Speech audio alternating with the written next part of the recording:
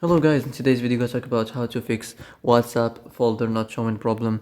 So the answer is easy. Just go to the settings and scroll down to the apps section, and then go to the search and search on WhatsApp, and then go to the storage, and here you will find this clear cache option. Click on it. Now you can go check it if it works. If it didn't, you can try to restart your phone, and if it didn't work again, maybe try to turn the Wi-Fi off or turn the Bluetooth off and turn it on.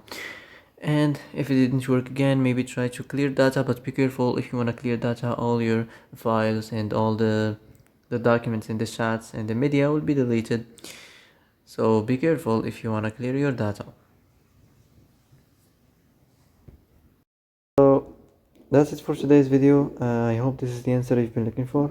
If you like this video, don't forget to like and subscribe, and see you in the next video.